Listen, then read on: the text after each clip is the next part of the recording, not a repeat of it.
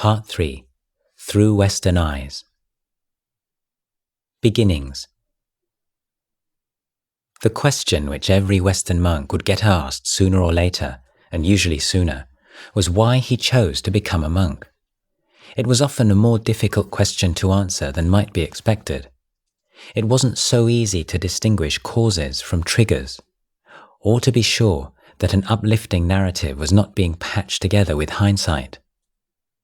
Monks usually settled on recounting the events leading up to their decision and their departure to Thailand.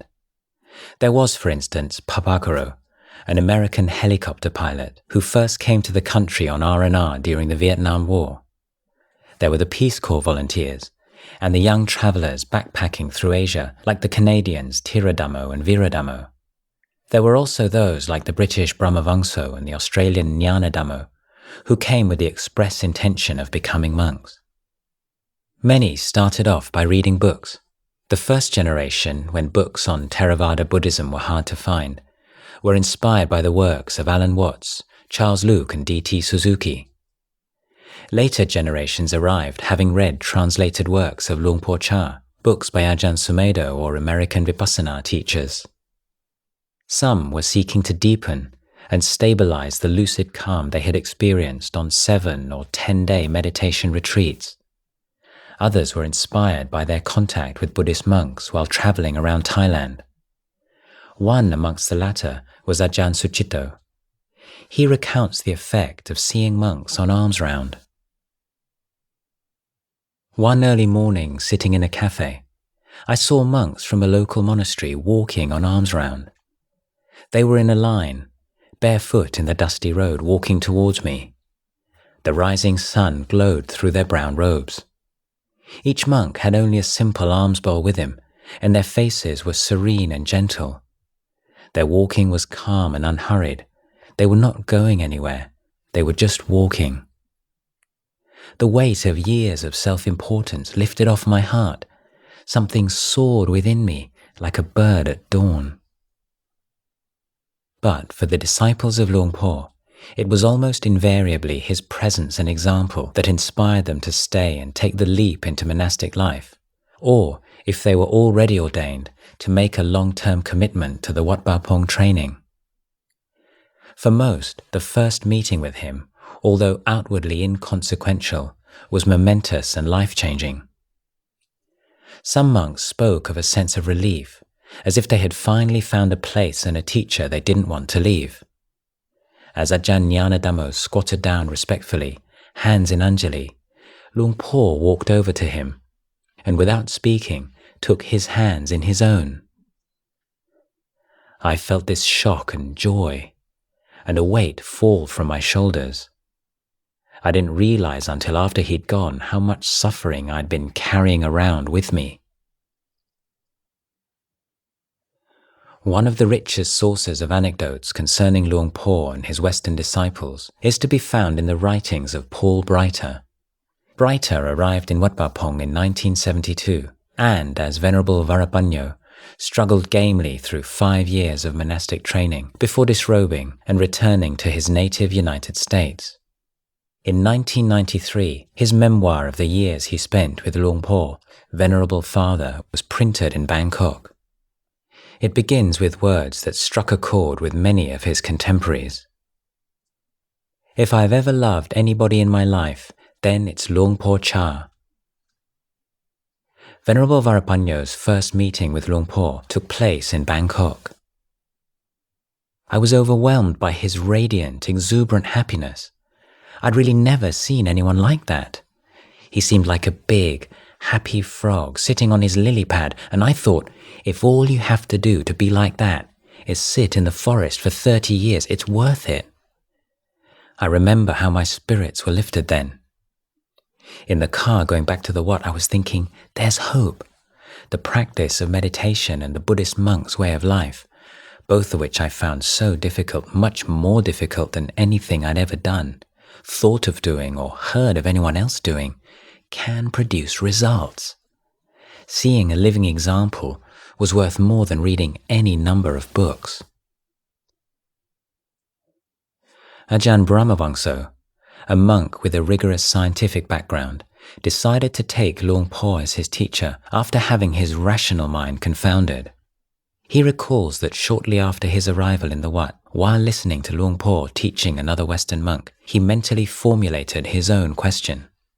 As soon as he'd done so, Luang Por spoke words that seemed to answer his query directly, more so than that of the apparent questioner.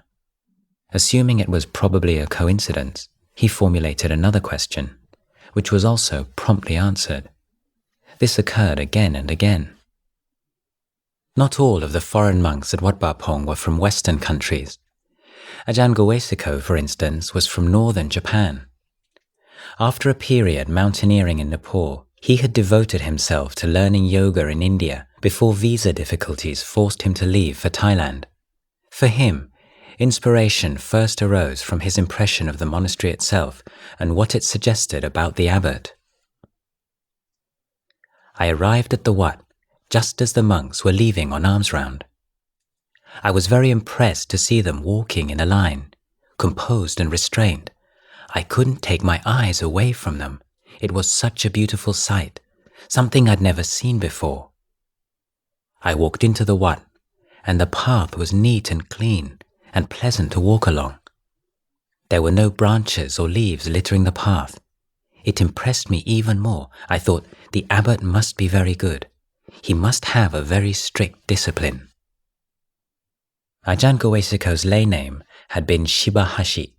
Luang Por found it impossible to pronounce and dubbed him Sibat Hasip, which means 4 baht 50 in Thai. He inspired the young man by explaining how an inner search, a search for the end of suffering, was more valuable than an outer search. Unless he knew how to abandon negative mental states, climbing mountains was a waste of time. This inner search and training lay at the heart of monastic life. 4 baht 50 decided to stay. Some 15 years later, when Luang Por was bedridden, Ajahn Gawesiko became one of the stalwarts of the nursing shift. Above all, he was motivated by gratitude.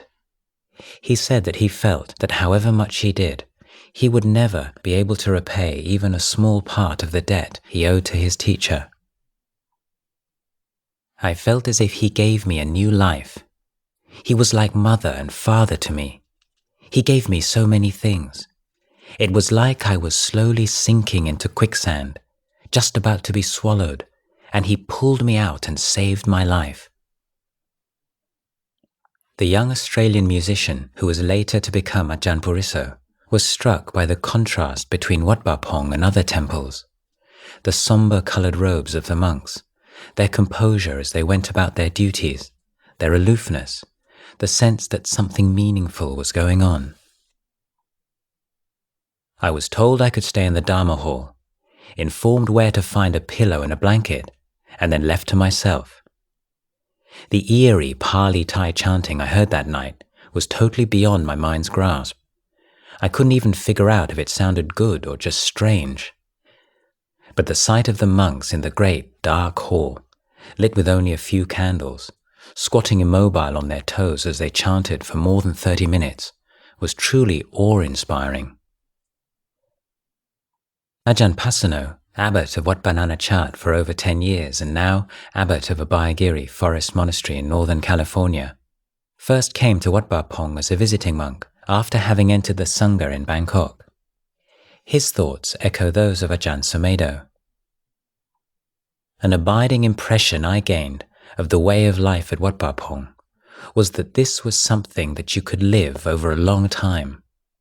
Whereas at the places I had practiced meditation before, it was a matter of applying a particular technique in a kuti in a special section of a monastery.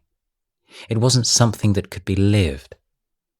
Wat Pah Pong opened up a new dimension for me, the sense of being able to make a long-term commitment to a teacher, a training, and the Vinaya.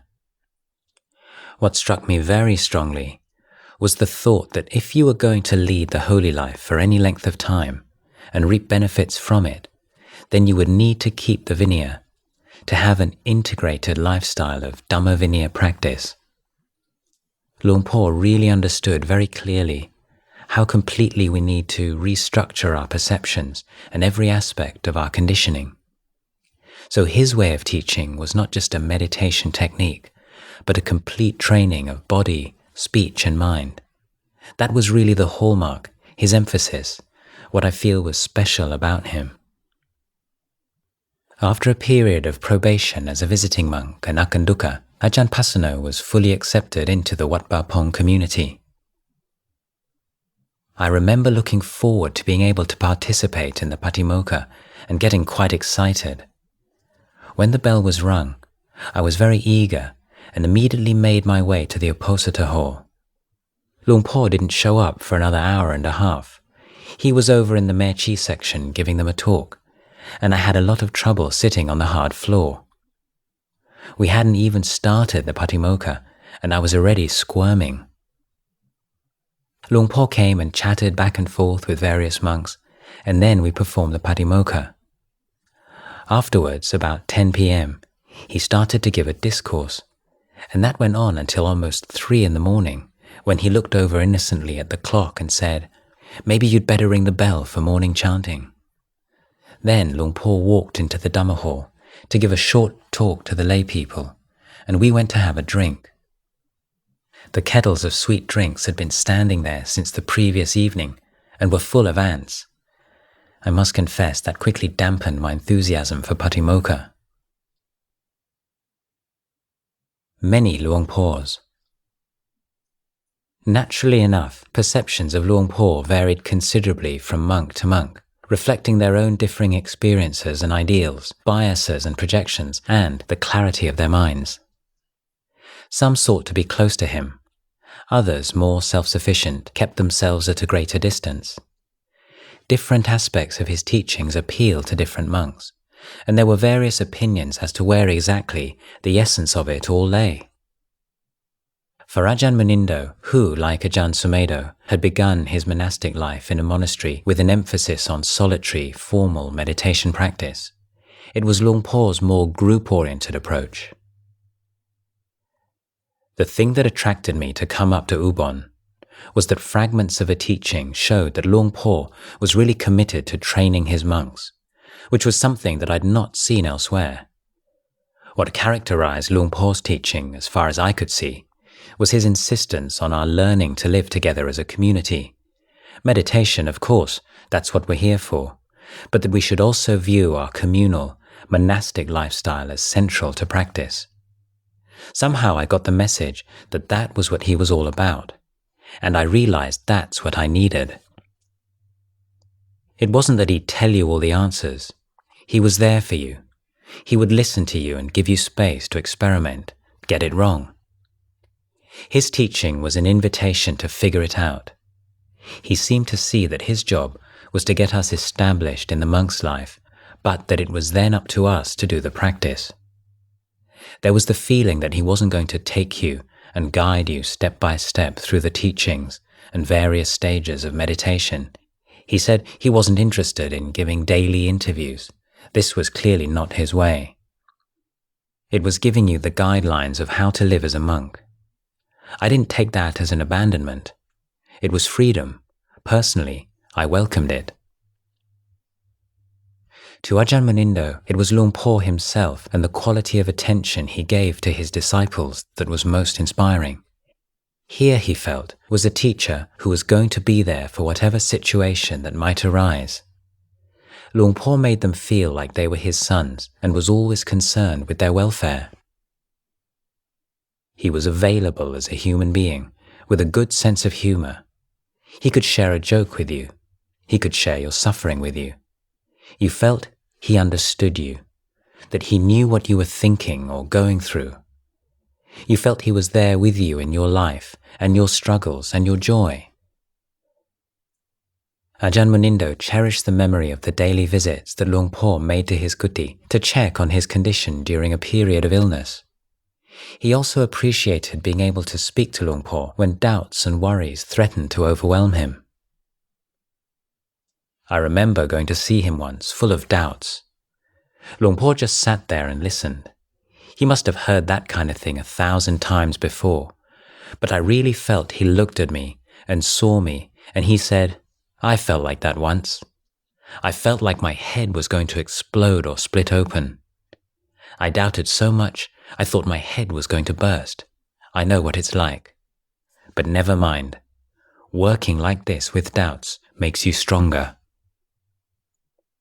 Venerable Varapanyo agreed that kind words and gestures could be more memorable than profound teachings. Luang Por had visited us briefly at Wat Tham Sangphet. It was afternoon, we were outside, and he came up to me and looked me over. He felt my ribs and, with a very concerned look on his face, remarked how skinny I'd gotten. It was not only my mind that had been freaking out. For many months afterwards, I remembered that look of concern. A turning point in Venerable Varapanyo's monastic life came with the opportunity to be Luang Por's attendant. He said, "In the afternoon, when water hauling's finished, you can come here and clean up." My first reaction was, he's got a lot of nerve telling me to come and wait on him. But apart from being one of my duties, it was the foot in the door and a privilege. Through it, I was to start seeing that there was a way of life in the monastery, rich, structured and harmonious, and at the center of it all is the teacher, who is someone to be relied upon. And finally, he asked, why was I so skinny?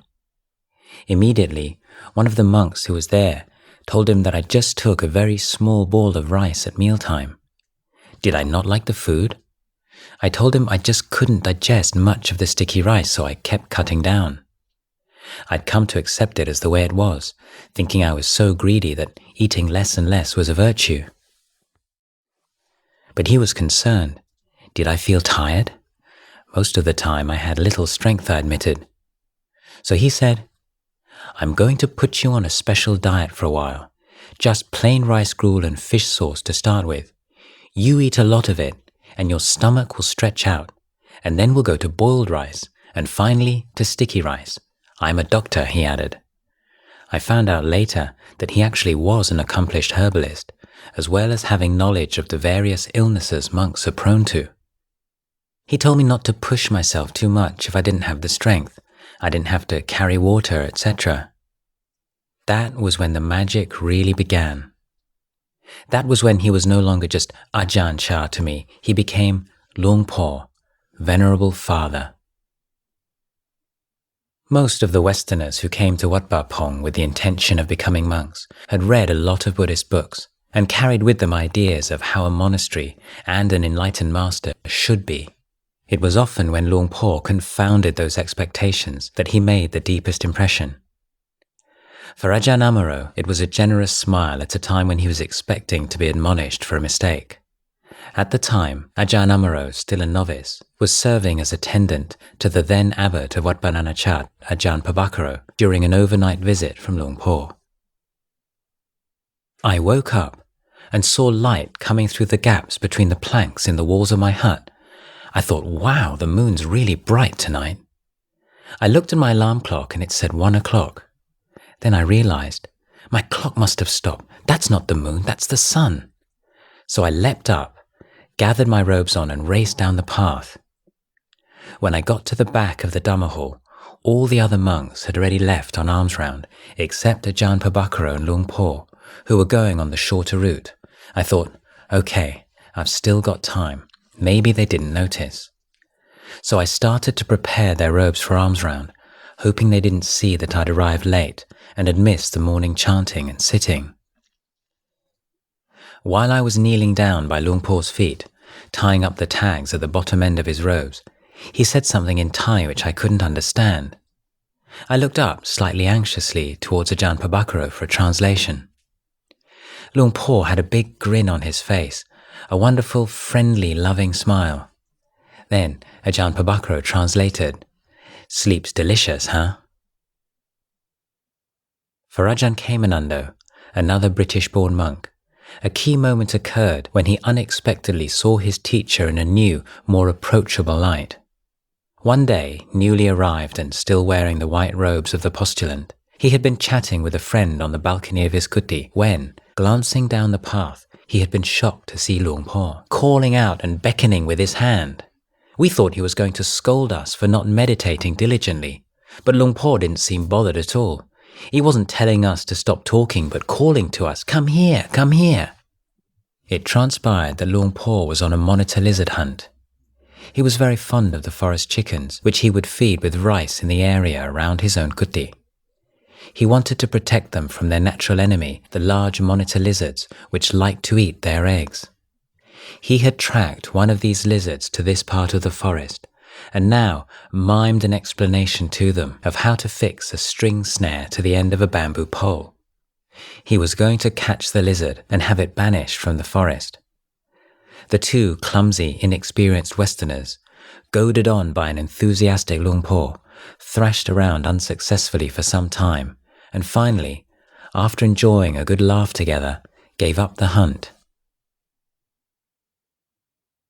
What struck me most about this little episode was the contrast between Luang Por the lizard hunter, displaying a very natural spontaneity and down-to-earth, almost childlike simplicity and humour, and the awe-inspiring formality of his role as head of a large, important monastery, which up to this point was all I'd ever seen of him. This had the effect of undermining many of my own preconceptions regarding what a great, enlightened teacher was supposed to be like, and helped me to see that Luang Por was actually very natural and quite funny, which allowed me to feel less intimidated and more relaxed in being around him. For another newly arrived postulant, Sean, the memorable occasion occurred in a more formal setting. It was New Year's Eve, and the Dhamma hall was jam-packed.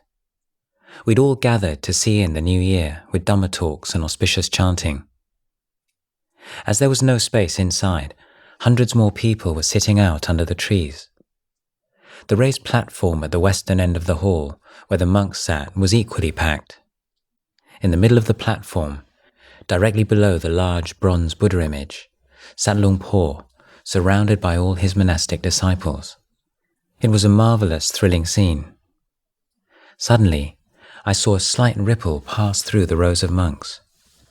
One of the senior monks, his hands in Anjali, leaned towards Luang Por.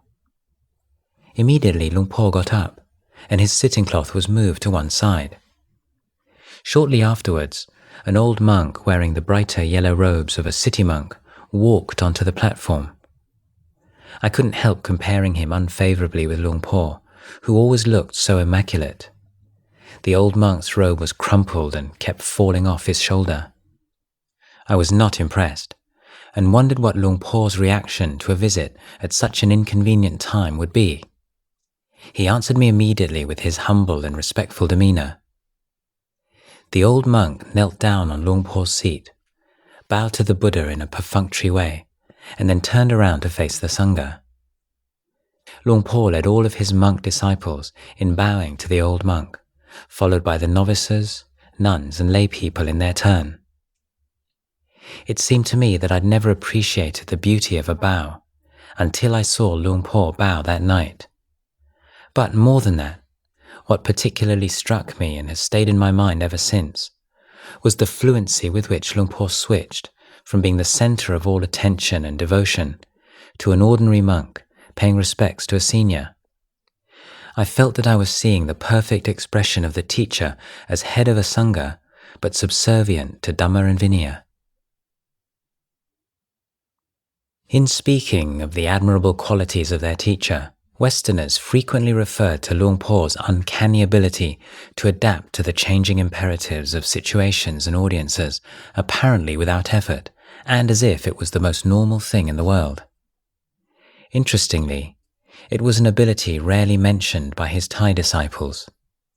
The hierarchical nature of Thai society, the emphasis on social harmony and prioritizing the needs of the group over the individual, means that most people, including non-meditators, are quite accomplished in adapting to the social environment.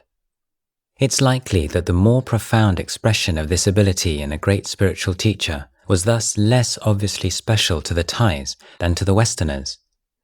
The Westerners, for their part, felt inspired by what they recognized as an impressive non-attachment to social roles and personality. The sense that Luang Por could be anything at all, because he identified with nothing whatsoever as an abiding self, was captured well by Ajahn Amaro when relating the time he was asked to deliver a message to Luang Por at his kuti. I saw that he was sitting downstairs on his rattan seat. His eyes were closed and there was no one else around. When I went up and kneeled in front of him, he didn't open his eyes and I thought, I wonder what I should do. I waited a few minutes and his eyes were still closed. Some important Ajahn was waiting, so I said in Thai, "Excuse me." Then he opened his eyes and it was like there was absolutely nobody there. It wasn't like he was asleep, the eyes came open, but there was no expression on his face. It was completely empty. He looked at me, and I looked at him and said, "Luang Por, Ajahn Chu asked me to bring a message that some people have come to the Dhamma hall, and would it be possible for you to come and receive them?" Again, for a moment there was no expression, just this completely spacious, empty quality in his expression. Then, suddenly out of nowhere, the personality appeared. He made some remark that I didn't quite catch the details of. It was as if suddenly the person appeared. It was like watching a being coming into existence. There was an extraordinary quality in that moment, seeing the personality, the body, all the characteristics of personhood just being taken up like he was putting on his robe or he was assuming a role. Skillful means. If there's anything which distinguished Luang Por from his great contemporaries, it was his ability to guide a large and flourishing sangha of foreign monks. It's true that Luang Ta Mahabua in Udon usually had 5 or 6 Western monks with him, including Ajahn Panyawado, the greatly revered and most senior of all the foreign monks in Thailand. But it was Luang Por alone who was able to oversee a sangha that had reached over 20 monks by the mid-1970s and is still growing to this day. The reasons for this success may be found both in Luang Por himself and the system of monastic training that he developed. Initially, it was Luang Por's charisma that drew people in. Over time, in his dealings with the foreign monks, he showed an ability to communicate with them unhampered by the obstacles of language and culture. Despite being unable to speak to them in their own tongue, his Western disciples felt that he genuinely understood them. Ajahn Kemanando noted, "He was very observant and could quite accurately assess the personality of an approaching newcomer by watching their faces, their postures, the way they walked, etc. Before they had even sat down or said anything, Luang Por might make a remark to those present such as, 'This one's full of doubt,' that subsequent conversation would invariably reveal to be true. Luang Por seemed to realize clearly how different the needs of his Western disciples could be from those of his fellow Thais. The local monks were largely from poor rice-farming families. They tended to be pragmatic rather than speculative in character, and their defilements usually veered towards the more undisguised forms of greed, hatred, and delusion. Consideration of this influenced Luang Por's development of a training that emphasized going against the grain. The Westerners' problems, however, often tended to be of a more intellectual bent. They could easily get caught up in tortuous webs of thought and opinion. They struggled with difficulties hard for Thais to understand, particularly a baffling kind of self-aversion they called guilt. The Westerners found it hard to put forth concerted effort into meditation without dropping into old ruts of obsessively goal-oriented striving that created more stress and tension than inner peace. While Luang Por was not infallible in his treatment of the Western monks, he was adept at learning from mistakes. He soon saw how the authoritarian, occasionally hectoring tone, to which the Thais responded so well, didn't work with his foreign disciples at all. They had grown up with a distrust of authority, took criticism more personally, and responded much better to informality and kindness. Whereas most young Thai monks did not expect a personal relationship with their teacher, most indeed would have felt uncomfortable if one had been offered, the Westerners needed to feel seen, to feel taken under the teacher's wing. With the Westerners, Luang Por was noticeably less stern. He appreciated the sacrifices they had made to come so far and live in the forest, and so he made allowances. He quickly saw how effectively humor could dissolve his Western disciples' self-importance. But whereas most of the Thai monks believed that the more relaxed way Luang Por behaved around the Western monks was simply a skillful means he was employing for their benefit, many of the Westerners tended to see in it a revelation of the real Luang Por. It was a common theme. Everyone tended to see their Luang Por as the real Luang Por. Luang Por reassured the Western monks that the difficulties they were experiencing were transitory and inevitable, given that they were taking on the power of defilements accumulated over uncountable lifetimes. It was, he said, like a very small army taking on a much larger one. Until you could marshal your resources and strengthen your forces, you should be prepared for a few humbling defeats. When he saw that the Westerners were downcast at how much harder it seemed to be for them to calm their minds than it was for their Thai friends, he explained that although it was true that monks with little formal education found it easier to let go of attachment to the thinking mind than their more educated companions, they tended to be at a disadvantage in the development of wisdom. He compared the Western mind to a large house with many rooms. It took longer to clean than a simple cottage, he said, but once the work was done, it might be a better place in which to live. Patience. It was not easy for the Westerners to adapt to life at Wat Pa Pong.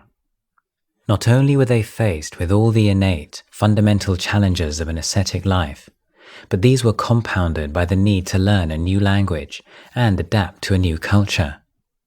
Physically, it could be brutal. The heat of the hot season, combined with the energy-sapping humidity, made for a particularly enervating climate. Many of the foreign monks developed gastric disorders, especially those whose diet had formerly consisted of highly refined foods. They found sticky rice heavy and hard to digest, but with only one meal a day, they had little choice but to eat a large ball of it. The alternative was losing a lot of weight, and indeed, many of the monks became so thin their ribs protruded alarmingly. Most of those who stayed on became seriously ill at least once. Malaria, scrub typhus, and amoebic dysentery were a constant threat. Luang Por told them to patiently endure. When Ajahn Brahmavamso was hospitalized with a high fever, Luang Por visited him and encouraged him with words that were as far from mollycoddling as could be imagined. He told the young monk to reflect that there were only two outcomes to his illness. Either he'd get better, or he wouldn't. He should be at peace with both possibilities. On one occasion, Venerable Sunyo told Luang Por that he felt that since becoming a monk, his hardships and suffering had increased rather than decreased. Luang Por replied, "I know that some of you have had a background of material comfort and outward freedom. By comparison, now you live an austere existence. Then, in the practice, I often make you sit and wait for long hours. Food and climate are different from your home, but everyone must go through some of this. This is the suffering that leads to the end of suffering. This is how you learn. When you get angry and feel sorry for yourself, it's a great opportunity to understand the mind. The Buddha called defilements our teachers." On such occasions, Luang Por would conclude with his keynote teachings, patience and right view. You must be patient. Patience and endurance are essential to our practice.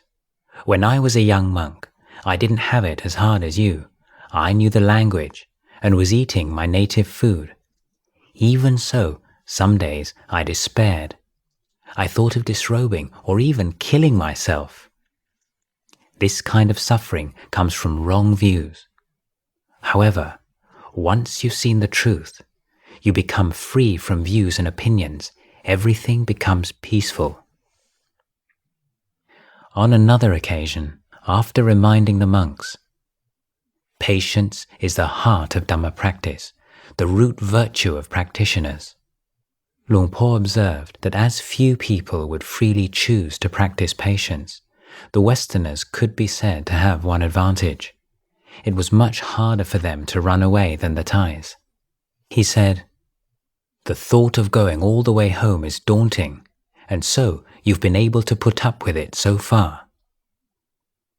But it wasn't enough for them to simply grit their teeth. They needed to see the purpose for exercising patience. He was not advocating asceticism for its own sake.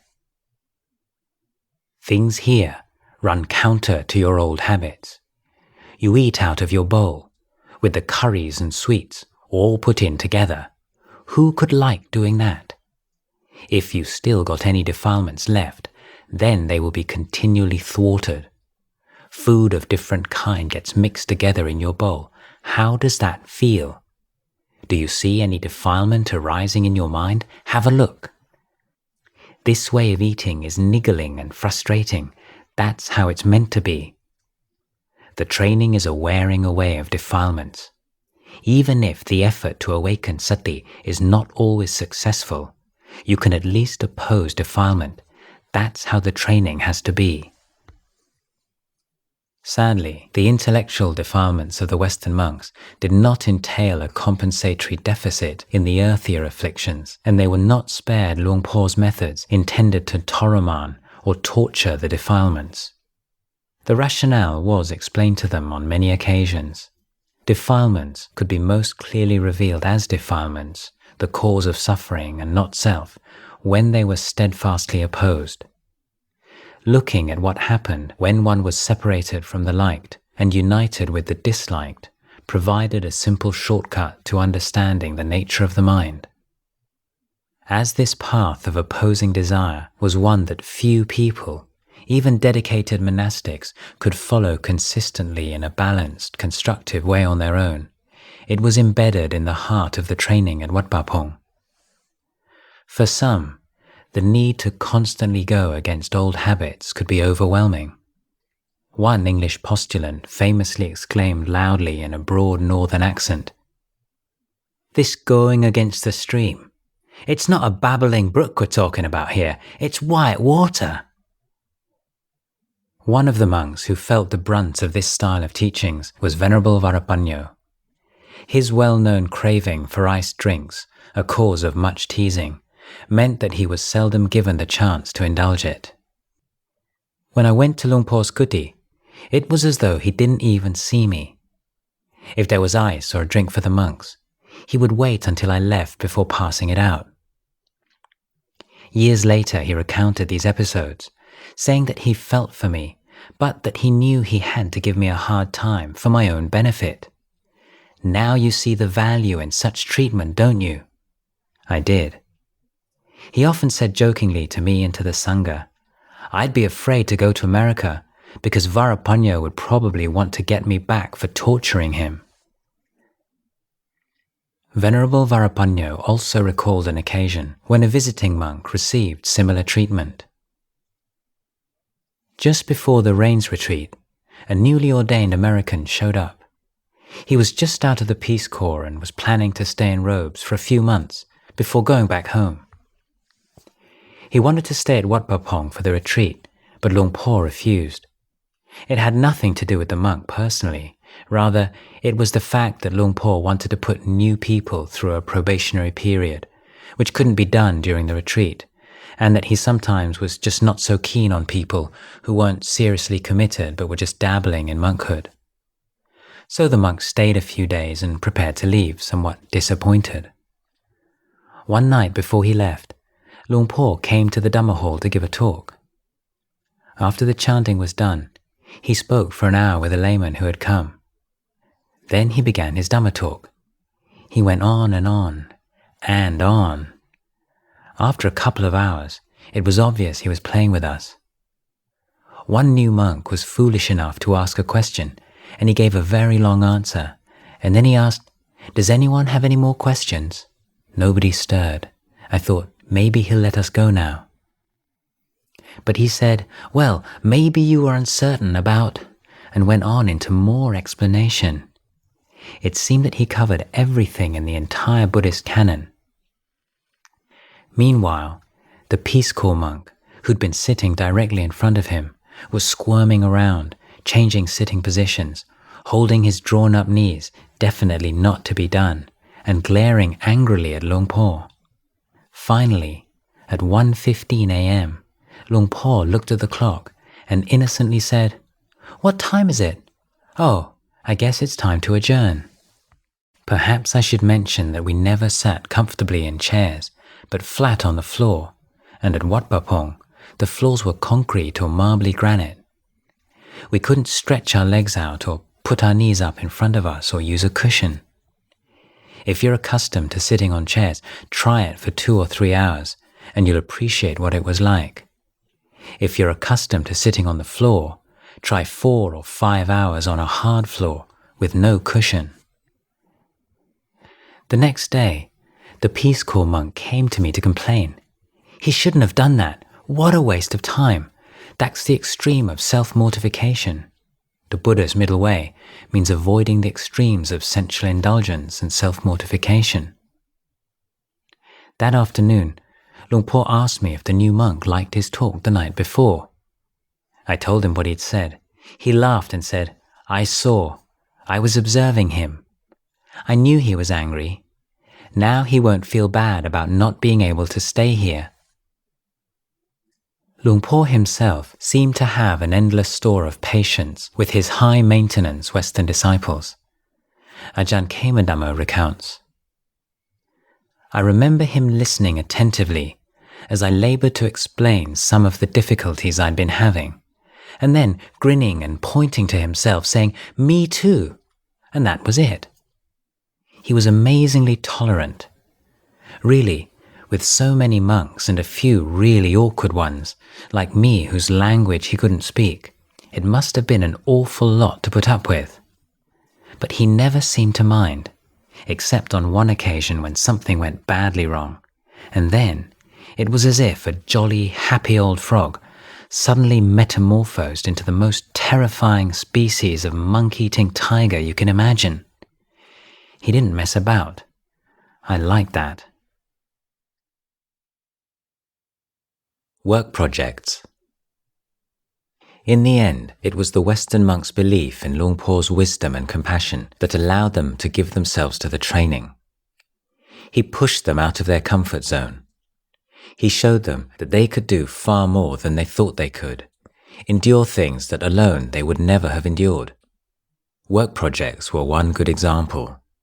Every now and again, there would be an intense period of hard physical labor, usually a building project, and the daily routine would be transformed. Morning chanting at 3, a 1 or 2 hour alms round at dawn, meal at 8, these were sacrosanct. But after the daily meal was over, there might be a string of days when the monks would become cement mixers and laborers from mid-morning until after dark. Working long hours in temperatures exceeding 30 degrees and humidity above 90%, fueled by 1 meal a day and 4 or 5 hours sleep, stretched them to the limits. The construction of a new Uposatha hall was one of the last major projects that Luang Por was to oversee. The Uposatha hall is usually the most beautiful and ornate building in a monastery.